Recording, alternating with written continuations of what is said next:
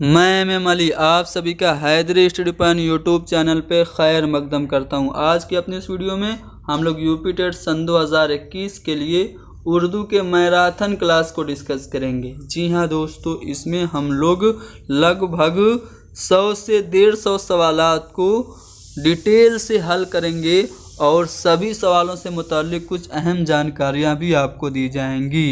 इससे रिलेटेड एक और मैराथन क्लास अपलोड की जा चुकी है जिसकी लिंक डिस्क्रिप्शन में है।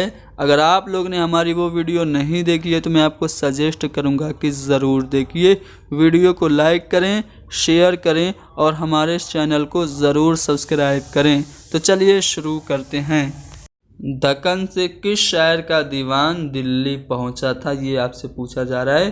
तो 1719 में वली दक्कनी का जो दीवान था वो दक्कन से दिल्ली पहुंचा था। जब ये दिल्ली आए तो इनको सादुल्ला गुलशन ने 2 अहम मशवरे दिए थे। पूछा जाता है कि वली दक्कनी को 2 अहम मशवरे किसने दिए?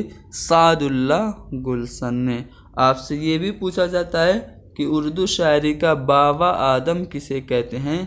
तो वली दक्कनी को कहते हैं। वली दक्कनी को उर्दू शायरी का बाबा आदम किसने कहा? तो मोहम्मद हुसैन आज़ाद ने कहा था। ठीक है, आगे बढ़ते हैं अगले सवाल पे। इसमें यह पूछा जा रहा है कि दर्ज झेल में से किस शायर का ताल्लुक तरक्की पसंद तहरीक से नहीं है? तो यहाँ पे 3 ऑप्शन ऐसा है जिसमें तरक्की पसंद शायरों का नाम है। तो मखदूम, मुहियुद्दीन ये तरक्की पसंद हैं। फैज़ अहमद फैज़ भी तरक्की पसंद हैं। मजरूह सुल्तानपुरी भी तरक्की पसंद शायर हैं। इसके अलावा एहसान दानिश जिनको शायर मज़दूर कहा जाता है, उसके बाद जज़्बी, फिर वामिक जौनपुरी, अली सरदार जाफरी, जान निसार अख्तर, अख्तरुल ईमान, कैफ़ी आज़मी, साहिर लुधियानवी और सलाम मछली शहरी, ये सभी जो हैं वो तरक्की पसंद शोरा हैं। लेकिन असगर गोंडवी ये तरक्की पसंद तहरीक से वाबस्ता शायर नहीं है। इसलिए हमारा जो जवाब होगा वो बी वाला ऑप्शन हो जाएगा। आगे बढ़ते हैं अगले सवाल पे। मुसव्विरे गम किसे कहा जाता है? शायरों और मुसन्निफीन के अलक़ाब या खिताबात से मुताल्लिक एक सवाल यूपी टेट में ज़रूर पूछा जाता है।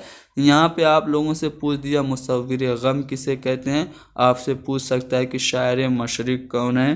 तो शायर मशरिक़ अल्लामा इकबाल हैं। हकीमुल उम्मत कौन है? तो हकीमुल उम्मत भी अल्लामा इकबाल ही हैं। आपसे पूछा जा सकता है कि जो शायर शबाब और शायर इनकलाब किसे कहा जाता है? तो जोश मलिहाबादी को कहा जाता है। आपसे पूछा जा सकता है अवामी शायर किसे कहते हैं? तो नज़ीर अकबराबादी को कहते हैं। आपसे ये भी पूछा जा सकता है कि शायर मज़दूर किसे कहते हैं? तो आपका जवाब होगा एहसान दानिश। आपसे पूछा जाए अगर कि बच्चों का शायर कौन है? तो इस्माइल मेरठी। यहाँ पे आपसे मुसव्विरे गम पूछा गया है तो अल्लामा राशिदुल खैरी को मुसव्विरे गम कहा जाता है। ठीक है, अनासिर का वाहिद आपको बताना है। अनासिर ये जमा है, इसका वाहिद उनसुर हो जाएगा। ठीक है, आगे बढ़ते हैं। रोशनी का मुतज़ाद आपको बताना है। तो ये तो बहुत आसान सा सवाल है, इसका जवाब बताने की ज़रूरत है? बिल्कुल नहीं है। रोशनी का मुतज़ाद होगा अंधेरा। ठीक है, आगे बढ़ते हैं अगले सवाल पे। कवायद की तदरीस का मकसद। यहाँ पे मैंने पेडागोजी के भी सवाल शामिल किए। यूपी टेट में 2 या 3 सवाल पेडागोजी के भी होते हैं। तो कवायद की तदरीस का मकसद क्या है? ग्रामर की टीचिंग का जो एम है वो क्या है? क्या खेल खेल में ज़बान सिखाना है या फिर तलबा में ज़बान की बारीकियों और नज़ाकतों का शऊर पैदा करना है या फिर तलबा के ज़ख़ीरे अल्फाज यानी कि वोकैबलरी में इजाफ़ा करना है? नस्र और नज़्म की तदरीस यानी कि प्रोज़ और पोइट्री की टीचिंग में फ़र्क वाज़े करना है।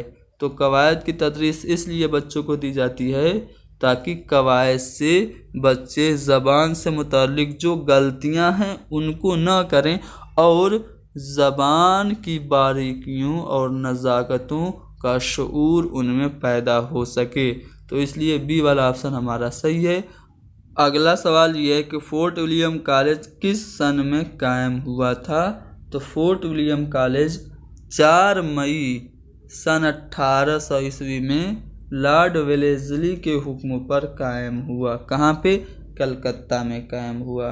ठीक है। अगर इसके कुछ अहम कलमकारों की बात करें तो मीर अमन, हैदर बख्श हैदरी, काजिम अली जमा, मिर्ज़ा अली लुत्फ़, शेर अली अफसूस, मीर बहादुर अली हुसैनी, मजहर अली खाविला और लल्लू लाल जी हैं। ठीक है। अब आपसे पूछा जाएगा कि मंदरजा झेल में से किसका ताल्लुक फोर्ट विलियम कॉलेज से है, और इन जो कलमकारों का मैंने नाम बताया इनका नाम अगर आपको ऑप्शन में दिख जाए तो वही आपका जवाब होगा। ठीक है। अगर मैं बात करूं मीर अमन की तो मीर अमन ने बागो बहार लिखी थी, जो कि फोर्ट विलियम के ज़ेरे साया ही लिखी गई थी जॉन गिलक्रिस्ट की फरमाइश पर। ठीक है। और अगर फोर्ट विलियम कॉलेज की कुछ और बेहतरीन किताबों की बात करें तो मसनवी सहरुल बयान, कुल्लियाते मीर की तबाअत भी यहीं से यानी कि फोर्ट विलियम कॉलेज से ही हुई थी। आगे बढ़ते हैं अगले सवाल पे। कहा जा रहा है कि मद्दो जज़रे इस्लाम नज़्म के मुसन्निफ़ का नाम लिखिए। जो मद्दो जज़रे इस्लाम है इसको मुसद्दसे हाली के नाम से भी जाना जाता है। ठीक है। मुसद्दसे हाली ये लिखी गई किसकी फरमाइश पर? तो मुसद्दसे हाली ये लिखी गई थी सर सैयद अहमद ख़ां की फरमाइश पर। किसने लिखा था? अल्ताफ़ हुसैन हाली ने लिखा था। ठीक है। चूँकि सर सैयद अहमद ख़ां ने इसकी फरमाइश की थी इसलिए सर सैयद को इस बात का हमेशा गर्व रहा, फ़ख्र रही इस बात की कि उन्होंने हाली से मुसद्दस लिखवाई। उनका एक स्टेटमेंट है कि अगर रोज़े हश्र क़यामत में खुदा मुझसे पूछेगा कि तुमने क्या किया तो मैं जवाब दूंगा कि हाली से मैंने मुसद्दस लिखवाई थी। ठीक है। चलिए आगे बढ़ते हैं। मरसिया किस ज़बान का लफ्ज़ है? तो मरसिया अरबी ज़बान का लफ्ज़ है और अरबी ज़बान के रेसा से बना है जिसके मानी हैं बैन करना, आहो फुगा करना, मातम करना। मरसिया उस नज़्म को कहते हैं जिसमें मरने वाली की मौत पर अफसोस ज़ाहिर किया जाए। ठीक है। आजकल मरसिया जो है वो इमाम हुसैन अलैहिस्सलाम और उनके असहाब से मंसूब हो गई है और किसी आदमी की याद में अगर मरसिया लिखा जाता है तो उसको शख्सी मरसिया कहा जाता है। ठीक। आगे बढ़ते हैं अगले सवाल पे। दस्ते खुदा का कुव्वते बाजू हुसैन है। तो इस मिसरा का जो ताल्लुक़ है किस सिनफ़ सुखन से है? मसनवी से, मरसिया से, गज़ल से या फिर कसीदा से? तो दस्ते खुदा का कुव्वते बाजू हुसैन है। इस मिसरे का ताल्लुक़ जो है वो मरसिया से है। अगला सवाल कि रुबाई में कितने मिसरे होते हैं? तो रुबा के माने होते हैं 4 के, यानी कि रुबाई में 4 मिसरे होते हैं। ठीक है। आग का दरिया इसका ताल्लुक़ किस सिन्फ़ से है? तो आग का दरिया ये नाविल है। किसका नाविल है? कुरतुलैन हैदर का। कुरतुलैन हैदर पहली खातून हैं जिनको कि ज्ञानपीठ अवार्ड उर्दू में मिला था। ये आपको ध्यान रखना है। ठीक है। एक स्टेटमेंट है, कई बार इम्तिहान में पूछा है, मैंने भी इसको कई बार कराया है। कहा जा रहा है कि इतनी बात हर शख्स जानता है कि हमारी उर्दू ब्रज भाषा से निकली है। ये कौल किसका है? तो मोहम्मद हुसैन आज़ाद ने। ठीक है। 1880 में एक किताब लिखी थी जिसका नाम था आबे हयात। उसमें इन्होंने लिखा कि इतनी बात तो हर शख्स जानता है कि उर्दू ब्रज भाषा से निकली है। और ये जो कौल है किसका हो गया? मोहम्मद हुसैन आज़ाद का हो गया। ठीक है। मुसम्मन किस नज़्म को कहते हैं जिसके हर बंद में कितने मिसरे हों? 8 मिसरे हों। तो यहाँ पे 8 मिसरे जिसके हर बंद में हो उसको मुसम्मन कहते हैं। ठीक है। यहाँ पे एक और सवाल आ गया जो कि पेडागोजी से रिलेटेड है। तलबा की तख्लीकी और फ़िक्री सलाहियतों की नशोनुमा के लिए, यानी कि आप अगर बच्चे की क्रिएटिव स्किल को डेवलप कराना चाहते हैं तो मुदर्रिस को यानी कि टीचर को क्या करना चाहिए, बिल्कुल खुलेपन का माहौल बनाए, रिवायतों से जुड़ाव कायम रखे, यानी कि पुरानी जो रिवायतें हैं, रस्में हैं, उनसे कनेक्शन बाकी रखे, या फिर नज़्म व ज़ब्त यानी कि अनुशासन पर ताकीद करे, या फिर वक्तन फ़वक्तन तलबा की रहनुमाई करे, बच्चों को गाइड करे। तो यहाँ पे अगर आप चाहते हैं कि बच्चे में क्रिएटिविटी आए और उसकी फ़िक्री सलाहियत की नशोनुमा हो, तो आप उनको क्या कीजिए, स्वतंत्र वातावरण दीजिए, यानी कि बिल्कुल खुलेपन माहौल बनाइए उनके लिए। जब उनको फ्रीली आज़ादाना तौर पर सोचने का मौका मिलेगा तो उनकी तख्लीकी और फ़िक्री सलाहियतों की नशोनुमा होगी। तो यहाँ पे पहला वाला ऑप्शन हमारा सही है। ठीक है, आगे बढ़ते हैं। एक और सवाल आ गया कि क्लास में अगर तलबा को पूरी आज़ादी दी जाए तो क्लास के नज़्म पर उसका अच्छा असर नहीं पड़ेगा। इस ख्याल पर आपका जो नज़रिया है वो क्या है? कुछ हद तक इत्तेफाक किया जा सकता है, या फिर ये ख्याल दुरुस्त है, ख्याल दुरुस्त नहीं है, अच्छा असर होगा। अगर आप बच्चों को फ्रीली पूरी आज़ादी दे दें क्लासरूम में तो इससे जो डिसिप्लिन है, अनुशासन है, वो बिगड़ जाएगा। ठीक है, क्या ये स्टेटमेंट सही है? बिल्कुल सही नहीं है, ये ख्याल दुरुस्त नहीं है। क्योंकि जब आप बच्चों को फ्री छोड़ देंगे, उनको सोचने समझने का मौका देंगे, तो उनको तख्लीकी और फ़िक्री सलाहियतों को नशोनुमा करने का मौका मिलेगा। यानी कि ये जो स्टेटमेंट है इससे मुताल्लिक कहा जा सकता है कि ये ख्याल दुरुस्त नहीं है। ठीक है, ऐसा नहीं है कि आप फ्री छोड़ देंगे तो डिसिप्लिन ही क्लास का ख़त्म हो जाएगा, अच्छा नहीं होगा। ठीक है, आप फ्री छोड़ देंगे तो बच्चे क्रिएटिव थिंकिंग भी तो करेंगे, तो इसलिए सी वाला ऑप्शन सही है। आगे बढ़ते हैं अगले सवाल पे। आप मुअल्लिम की हैसियत से इनमें से कौन सी जिम्मेदारी ज़्यादा पसंद करेंगे?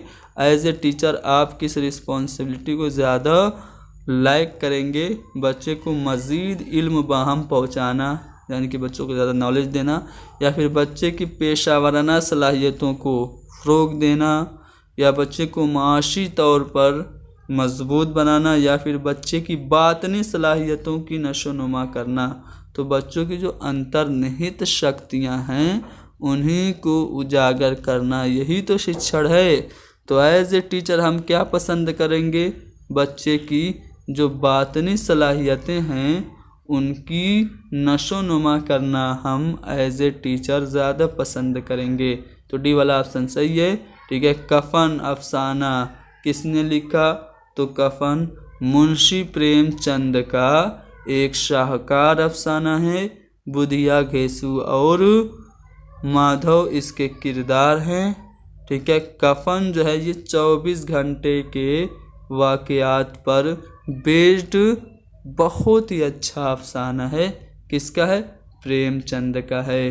ठीक है, चलिए फिर से आ गया एक सवाल तरक्की पसंद से रिलेटेड। दर्ज इल्म से किस शायर का ताल्लुक़ तरक्की पसंद तहरीक से है? तरक्की पसंद शोरा का नाम मैंने आपको गिनाया था, तो उसमें मैंने फैज़ अहमद फैज़ का भी नाम बताया था।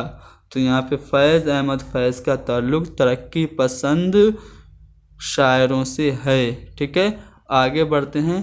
सब रस किसकी तसनीफ़ है? तो सब रस मुल्ला वजही की तसनीफ़ है। इसको पहली नसरी किताब होने का एजाज़ हासिल है। सब रस मुल्ला वजही की पहली नसरी किताब है। मुल्ला वजही की एक मसनवी है, बहुत ही ज़्यादा मशहूर है, उसका नाम है कुतुब मुश्तरी। ठीक है, चलिए आगे बढ़ते हैं। अगला सवाल, गुबार खातिर किसकी तसनीफ़ है? तो गुबार खातिर ये जो है ये खतूत का मजमूआ है। ये भी पूछा जाता है कौन सी सिन्फ है? तो गुबार खातिर जो है ये खतूत का मजमूआ है। मौलाना अबुल कलाम आज़ाद के जेल में रहकर इन्होंने लिखा था, और इन्होंने ये जो खतूत लिखे थे किसके लिए लिखे थे? तो हबीबुर रहमान शेरवानी के लिए। ठीक है, हबीबुर रहमान के लिए ये इन्होंने खतूत लिखे थे गुबार खातिर के। पूछा जाता है गुबार खातिर के जो खतूत थे उनका मकतूब अलैह कौन है, यानी कि किसके लिए लिखा गया? हबीबुर रहमान शेरवानी के लिए लिखा गया था। ठीक है, तरक्की पसंद तहरीक की बुनियाद कब पड़ी, ये पूछा जा रहा है। तो जैसा कि आप लोगों को पता है कि हिंदुस्तान के कुछ स्टूडेंट्स लंदन में रहते थे, जिसमें सज्जाद ज़हीर, मुल्क राज आनंद, डॉक्टर ज्योति घोष वगैरह का नाम काबिल ज़िक्र है। उन्होंने सन 1936 में लंदन में तरक्की पसंद तहरीक की बुनियाद डाली थी। ठीक है, अब तरक्की पसंद तहरीक की जो पहली कुल हिंद कॉन्फ्रेंस हुई वो उसी साल यानी कि 1936 में ही हुई, लखनऊ में हुई थी, जिसकी सदारत किसने की थी? मुंशी प्रेमचंद ने की थी। अगला सवाल ये है कि प्यासी जो थी सिपाही खुदा 3 रात की, साहिल से सर पटकती थी मौजें फुरात की, इस शेर में कौन सी सेनात है? तो मैंने आपको कई बार सेनते हुस्ने तालील बताया है। सेनते हुस्ने तालील में शायर किसी चीज़ की इल्लत असल वजह को ना बता करके खुद अपने मन से किसी चीज़ की कोई वजह बताता है, तो वहाँ पे सेनते हुस्ने तालील होता है। इस शेर में शायर ये कह रहा है कि चूँकि इमाम हुसैन अलैहिस्सलाम की जो फ़ौज थी 3 दिन से प्यासी थी, इसीलिए साहिल से मौजें सर पटक रही थी। हालांकि साहिल से मौजों का टकराना ये फितरी बात है, लेकिन शायर ने इसमें कुछ और इल्लत बता दी, इसलिए इसमें आपका सेनते हुस्ने तालील है। सेनते हुस्ने तालील से रिलेटेड कोई भी एक शेर अगर आप लोगों को याद हो तो कमेंट में कीजिए। चलिए आगे बढ़ते हैं अगले सवाल पे, जिसमें ये पूछा जा रहा है कि प्रेमचंद का पूरा नाम क्या है। तो प्रेमचंद का पूरा नाम है धनपत राय, बनारस के पास लम्ही गांव में पैदा हुए थे। इनकी कुछ अहम तसानीफ़ की बात करें तो बड़े घर की बेटी, नमक का दारोगा, कफन और ईदगाह वगैरह इनके अहम अफसाने हैं। नावलों की बात करें तो गौदान, गबन, बाज़ार हुस्न, पर्दे मजाज, ठीक है, मैदान अमल, ये सब इनके कुछ अहम नावल हैं। आगे बढ़ते हैं अगले सवाल पे। ठीक है, यहाँ पे एक सवाल आ गया जो कि पेडागोजी का है, ध्यान से पढ़ेंगे। हामिद अक्सर किसी नज़्म को दोहराता रहता है। ठीक है, ज़बान की उस्ताद की हैसियत से आपका रद्द अमल क्या होगा, आप कैसे रिएक्ट करेंगे? अगर बच्चा किसी नज़्म को दोहरा रहा है तो हामिद को ऐसा करने के लिए आप मना करेंगे या फिर हामिद की इस आदत पर आप ध्यान नहीं देंगे, या हामिद के अंदर छिपी सलाहियत के इजहार के लिए उसकी हौसला अफजाई करेंगे, या फिर हामिद को इस बात पर सज़ा देंगे? जी नहीं, आप हामिद को सज़ा बिल्कुल नहीं देंगे। अगर हामिद नज़्मों को दोहरा रहा है तो आप क्या करेंगे? आप हामिद के अंदर छिपी हुई सलाहियतों के इजहार के लिए उसकी हौसला अफजाई करेंगे। ठीक है, एक और सवाल सीटेट में ऐसे ही पूछा जाता है कि एक बच्चा है जो खिलौने खेलता है और खिलौने को उसके पुर्जों को तोड़ करके उसके अंदर की चीज़ों को देखता है, तो अगर बच्चा ऐसा कर रहा है तो वो क्यों कर रहा है और हमें एज ए टीचर क्या करना चाहिए? तो वहाँ पे भी जवाब यही होता है कि जो बच्चे की जो ऊर्जा है उसको हमें सही दिशा में ले जाना चाहिए। तो यहाँ पे भी हमें हामिद के अंदर की जो सलाहियत है उसकी हौसला अफजाई करनी चाहिए। ठीक है, यहाँ पे कुछ अल्फाज हैं। ठीक है, कदीम है, जदीद है, बड़ी, रंगीन, ढीली ढाली, गोल, चिपटा, पीला वगैरह है। तो आपको बताना है कि इनमें क्या कुछ अल्फाज सिफत के और कुछ इस्म के हैं, या फिर कुछ इस्म और कुछ ज़मीर के हैं, या फिर कुछ ज़मीर और कुछ सिफत हैं, या फिर सभी अल्फाज सिफत के हैं। तो सिफत जानते हैं ना क्या होता है? मैंने बताया है कि जो किसी नाउन या प्रोनाउन की विशेषता बताए वही तो एडजेक्टिव होता है यानी सिफत होता है। तो कदीम यानी कि पुराना, जदीद यानी कि नया, बड़ी, रंगीन, ढीली ढाली, गोल, चिपटा, पीला, तो ये सभी जो अल्फाज हैं वो सिफत के ही हैं। तो यहाँ पे डी वाला ऑप्शन हमारा सही हो गया। ठीक है। दक्कन में उर्दू किसकी तसनीफ़ है? तो दक्कन में उर्दू नसीरुद्दीन हाशमी की तसनीफ़ है। आपसे पूछा जाता है कि उर्दू की पैदाइश दक्कन में हुई, ये नज़रिया किसका है? नसीरुद्दीन हाशमी का है। पंजाब में उर्दू एक किताब है, ये किसकी है? तो वो महमूद शिरानी की है, ठीक है। चलिए आगे बढ़ते हैं अगले सवाल पे। वह फ़ेल जिसका असर सिर्फ फ़ाइल तक महदूद रहे, ठीक है, और जुमला पूरा हो जाए, उसे क्या कहते हैं? यानी कि जिसके लिए सिर्फ हमें सब्जेक्ट की ज़रूरत पड़े, ऑब्जेक्ट की ज़रूरत न पड़े, तो उसको हम क्या कहते हैं? फ़ेल लाजिम कहते हैं। और अगर फ़ाइल के साथ मफ़ूल की भी ज़रूरत पड़े तो उसको फ़ेल मुतअद्दी कहते हैं, ठीक है। तो वो फ़ेल जिसका असर सिर्फ फ़ाइल तक महदूद रहे और जुमला पूरा हो जाए, वो होता है फ़ेल लाजिम, ठीक है। मैंने मजनू पे लड़कपन में असद संग उठाया था कि सर याद आया, इस शेर में कौन सी सिनत है? सिनत तलमी है, तज़ाद है, सिनत मुबालगा है, या फिर तजाहिल आरिफाना है, ठीक है। यहाँ पे अगर आप देखें तो इसमें क्या हो रहा है? मैंने बचपन में, मैंने मजनू पे लड़कपन में असद, असद ये तो गालिब का तखल्लुस हो गया, लेकिन मजनू से आपको क्या समझ में आ रहा है? मजनू एक पुराना किस्सा है, मजनू और लैला का। तो जब कभी भी किसी शेर में पुराने किस्से, तारीख़ी वाक़े का जिक्र हो, तो उसमें कौन सी सिनत होती है? सिनत तलमी होती है। जैसे बेखतर कूद पड़ा आतिश नमरूद में, इश्क अक्ल है महव तमाशाए लबे बाम अभी, इसमें भी सिनत तलमी है। निकलना खुल्द से आदम का सुनते आए थे, लेकिन बड़े बेआबरू होकर तेरे कूचे से हम निकले, इसमें भी सिनत तलमी है। तो सिनत तलमी आपको समझ में आ गया। सिनत तज़ाद क्या होता है मैं आपको बता दूं, जब एक ही शेर में दो अपोजिट वर्ड को जमा कर दिया जाए तो वहाँ पे सिनत तज़ाद होता है। जैसे उसे क्या फ़िक्र सज़ा व जज़ा की तेरी आरज़ो जिसने सुबह मसा की। सिनत मुबालगा क्या होता है? जब किसी चीज़ को बहुत बढ़ा चढ़ा के पेश किया जाए, जैसे कि गर्मी से मुस्तरिब था ज़माना ज़मीन पर, भुन जाता था जो गिरता था दाना ज़मीन पर, इसमें सिनत मुबालगा है।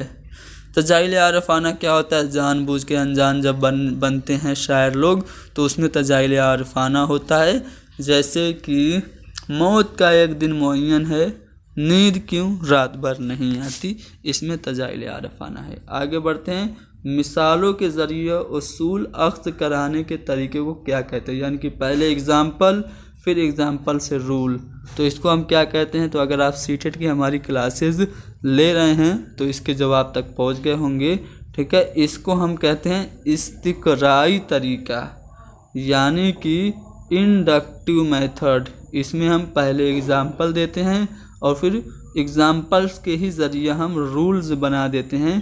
तो ये आपका इंडक्टिव मेथड यानी कि आगमन विधि इस्तिक़राई तरीका होता है। मैंने वो अंदाज़े तहरीर ईजाद किया है कि मुरासला को मुकालमा बना दिया है। ये कौल किसका है? तो हज़ारों कोस बज़रिया कलम बात करता हूँ, मैंने मुरासला को मुकालमा बना दिया। ये सभी जो अक़वाल हैं किसके हैं? मिर्ज़ा गालिब के हैं। मिर्ज़ा गालिब ने ही मुरासला को मुकालमा बनाया है, ठीक है। मिर्ज़ा गालिब के खतूत के मजमूए की बात करें तो यहाँ पे एक आ गया ऊद हिंदी। ऊद हिंदी क्या है? खतूत का मजमूआ है। किसके? मिर्ज़ा गालिब के। मिर्ज़ा गालिब के और खतूत के मजमूए हैं जिसमें उर्दू मुअल्ला और मकातिब गालिब शामिल है। गुबार खातिर ये किसके खतूत का मजमूआ है? तो मौलाना अबुल कलाम आज़ाद के। मन आनम, आपको कमेंट करके बताना है मन आनम ये किसके खतूत का मजमूआ है, ठीक।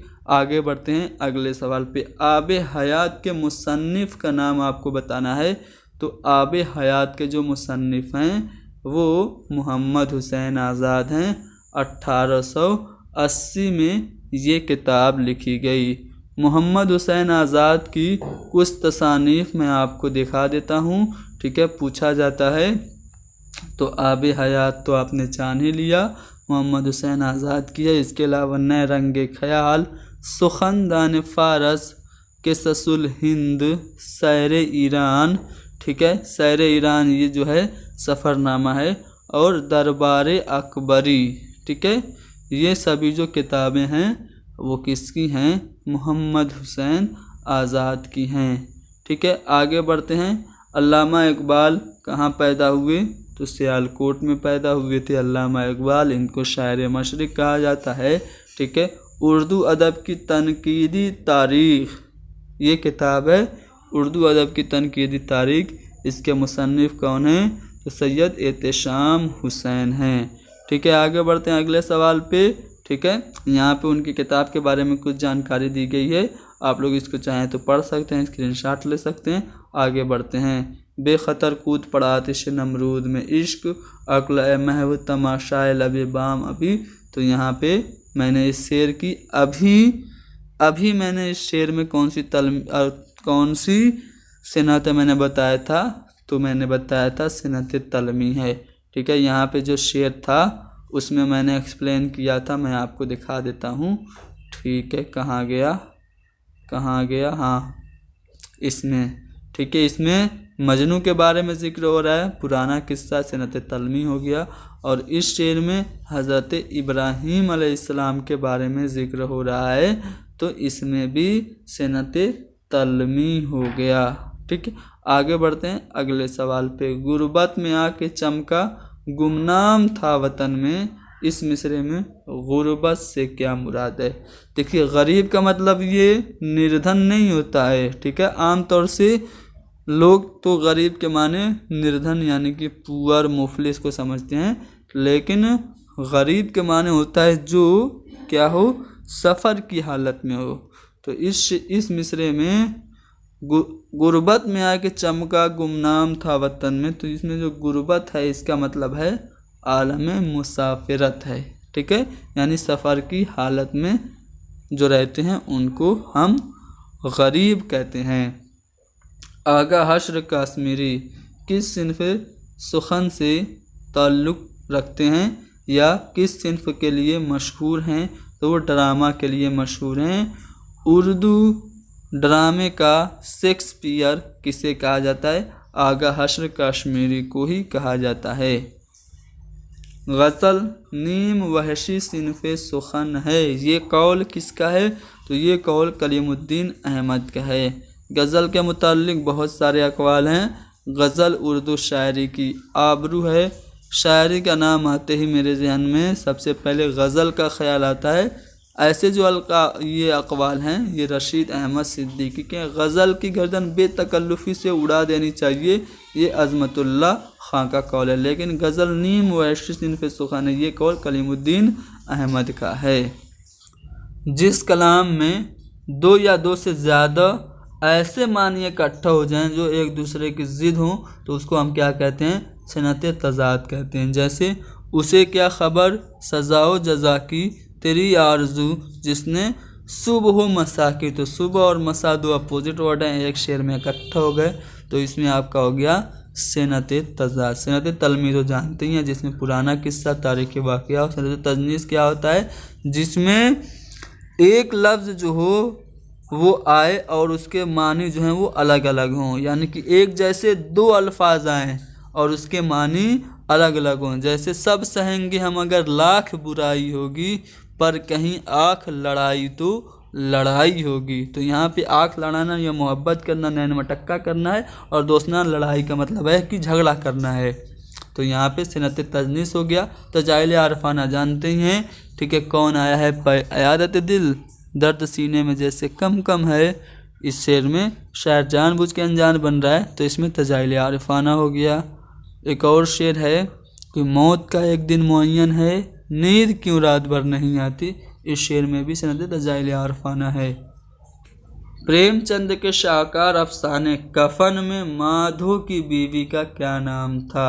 ठीक है, माधो की बीवी जो थी वो बुधिया थी। ठीक है, और माधो का जो बाप था वो घेसू था। कफन जो अफसाना है प्रेमचंद का है, जो कि 24 घंटे के वाक़यात पर मबनी है। पुख्ता की ज़िद पूछी जा रही है, क्या होगी? तो पुख्ता की जो ज़िद होगी वो ख़ाम हो जाएगी। ठीक है, पुख्ता का अपोजिट ख़ाम होगा। इनमें से प्रेमचंद का कौन सा नावल है तो यहाँ पे गोशाए आफियत ये प्रेमचंद का नावल है। इसके अलावा पर्दाए मजाज, मैदान अमल, गवदान और गबन भी प्रेमचंद के नावल हैं। अफसानों की बात करें तो कफन मैंने अभी बताया। इसके अलावा बड़े घर की बेटी, दुनिया का अनमोल रतन भी प्रेमचंद का अफसाना है। सोज़े वतन ये प्रेमचंद के अफसानों का मजमुआ है जो कि 1908 में शाया हुआ था और इसे अंग्रेज़ों ने ज़ब्त कर लिया था। पूछा जाता है प्रेमचंद के किस अफसानवी मजमूए को अंग्रेज़ों ने ज़ब्त किया था, तो सोज़े वतन को। अगला सवाल कि मीर अमन ने किसके तवस्सुस से जान गिलक्रिस्ट तक रसाई पाई, तो मीर बहादुर अली हुसैनी के तवस्सुस से मीर अमन जान गिलक्रिस्ट तक पहुँचे। मीर अमन ने बागो बहार लिखी जो कि किस्सा चार दरवेश का आसान उर्दू ज़बान में तर्जुमा है। ठीक है। अगर मैं फोर्ट विलियम कॉलेज के कुछ मुसन्निफीन की बात करूं तो 4 ऑप्शन में तो यही आपको मिल गए। ठीक है। काजिम अली जवां, ठीक है। उसके बाद आपके लल्लू लाल जी ये भी ऑप्शन में है, निहाल चंद लाहौरी, मीर शेर अली अफसोस वगैरह है। मीर शेर अली अफसोस ने ही गुलिस्तान सादी का उर्दू में तर्जुमा बाग़े उर्दू के नाम से किया था।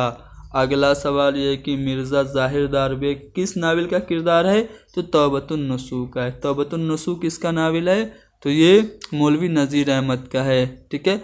अब तौबतुन नसूह के अलावा इब्नुल वक्त, बिनातुन नाश और मिरतुल अरूस ये सभी नावल भी डिप्टी नज़ीर अहमद की, यानी कि चारों ऑप्शन डिप्टी नज़ीर अहमद के ही नावल का है। मिरतुल अरूज जो है ये इनका पहला नावल है।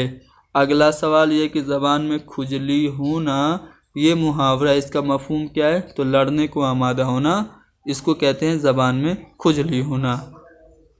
दर्ज झेल में यहाँ पे आपको शेर के शायर के तखल्लुस की जगह खाली छोड़ दी गई है। इस शेर के असल शायर के तखल्लुस की निशानदेही कीजिए। शेर क्या है कि बंदिश अल्फाज जड़ने से नगों के कम नहीं, शायरी भी काम है टैस मुरस्सा सास का। तो यहाँ पे क्या भरा जाएगा आपसे पूछा जा रहा है। तो चूँकि ये शेर जो है वो आतिश का है तो यहाँ पे आतिश भरा जाएगा और पूरा शेर इस तरह से होगा कि बंदिश अल्फाज जड़ने के नगों से कम नहीं, शायरी भी काम है आतिश मुरस्सा साजी का। तो यहाँ पे आतिश भरा जाएगा। अगला सवाल जो है वो ये है कि मंटू के अफसाने नया कानून में कोचवान का नाम क्या था। मंटू के कुछ अफसानों की बात करें, ठंडा गोश्त, उसके बाद काली शलवार, उसके बाद टोबा टेक सिंह वगैरह मशहूर हैं। ठंडा गोश्त की वजह से उन पर फहश निगारी का मुकदमा भी चला था। और नया कानून जो है ये इनका अफसाना है। इसका जो मेन किरदार है वो मंगू है जो कि कोचवान था। तो यहाँ पे कोचवान का नाम क्या था, मंगू था। दर्ज झेल में से कौन ज़मीर इस्तिफ़हामिया की मिसाल है, तो यहाँ पे कौन कहता है इसमें ज़मीर इस्तिफ़हामिया है। अगला सवाल, आफाक की मंजिल से गया कौन सलामत, इस शेर का दूसरा मिसरा क्या असबाब लुटा राम या हर सफरी का है, या फिर कल इस पर यही शोर है फिर नौहा गरी का, ये वाला होगा, या फिर तीसरा वाला ऑप्शन अब संग मदावा है इस आशुफ्ता सरी का, या फिर आयने को लपका है परेशान नजरी का। तो आफाक की मंजिल से गया कौन सलामत, असबाब लुटा राह में या हर सफरी का, ये वाला जो मिसरा है ना इसका दूसरा मिसरा होगा, यानी कि हमारा जो जवाब पहला वाला ऑप्शन हो जाएगा।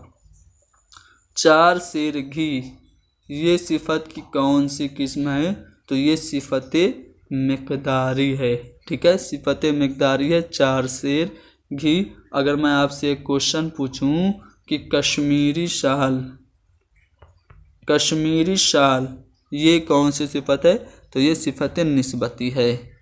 अगला सवाल ये कि इनमें से कौन नाविल निगार नहीं है, तो शमसुर रहमान फारूकी ये तो जदीदियत के अलमबरदार नक्काद हैं, ये नाविल निगार नहीं है। तो हमारा जवाब होगा पहला वाला ऑप्शन।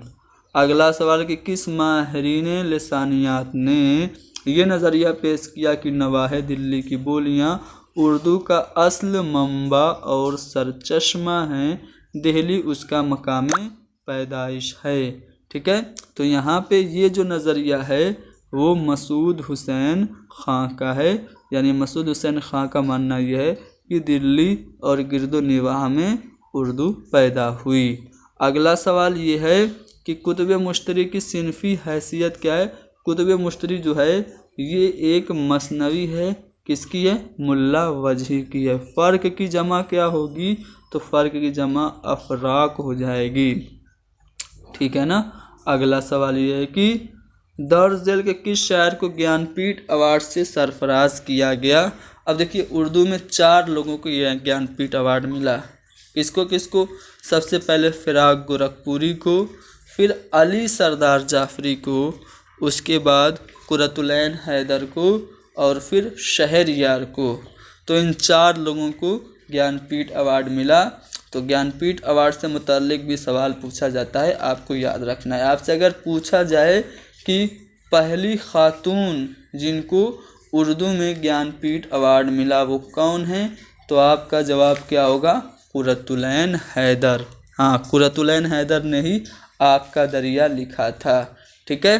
चलिए आगे बढ़ें, चलिए आगे बढ़ते हैं अगले सवाल पे। किसने ये नज़रिया पेश किया था कि उर्दू ज़बान की इब्तिदा सिंध में हुई। तो उर्दू ज़बान की इब्तिदा सिंध में ये नज़रिया जो है सुलेमान नदवी का है, ठीक है। नसरुद्दीन हाशमी का नज़रिया ये है कि उर्दू दक्कन में पैदा हुई। शौकत सब्ज़वारी मानते हैं कि दुआबे गंगो जमन में उर्दू ने परवान चढ़ा, ठीक है। तो सभी नज़रिया मैंने आपको बता दिया। सिंध में नज़रिया ये जो है सुलेमान नदवी का है। इनमें से कौन तरक्की पसंद नावल निगार नहीं है। तरक्की पसंद नावल निगार अनीश अशफाक नहीं है, बाकी राजेंद्र सिंह बेदी, कृष्णचंद, इस्मत चुगताई वगैरह जो हैं ये तरक्की पसंद नावल निगार हैं। चलिए आगे बढ़ते हैं। अच्छा सवाल है, ध्यान से देखेंगे।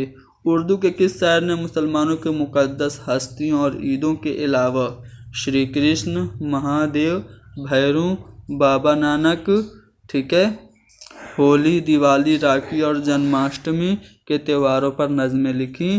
तो नज़ीर अकबराबादी ने नज़में लिखी होली दिवाली वगैरह पे, इसीलिए इनको अवामी शायर कहा जाता है। पूछा जाता है अवामी शायर कौन है, नज़ीर अकबराबादी हैं। दर्ज झेल में से कौन सा रिसाला जो है प्रेमचंद ने निकाला। तो रिसाला जो हंस निकालते थे वो प्रेमचंद निकालते थे। दुरुस्त मुहावरे की निशानदेही करना है, तो आंतों में बल पड़ना ये दुरुस्त मुहावरा है, बाकी ऑप्शन जो हैं वो गलत हैं। दर्ज झेल में से किस मुसन्निफ ने सबसे ज़्यादा उर्दू अदब को हकीकत पसंदी और अवामी ज़िंदगी से करीब किया। हकीकत पसंदी किसके फिक्शन में सबसे ज़्यादा दिखता था, प्रेमचंद के, ठीक है। देहाती ज़िंदगी के मसाइल को उठाते थे, मज़दूरों का एहतिसाल के ख़िलाफ़ आवाज़ उठाते थे। हकीकत पसंदी उनकी नावल और अफसानों में होती थी, किनकी, प्रेमचंद की। अगला सवाल यह है कि नेमत की जमा क्या होगी। तो नेमत की जमा नेअम हो जाएगी।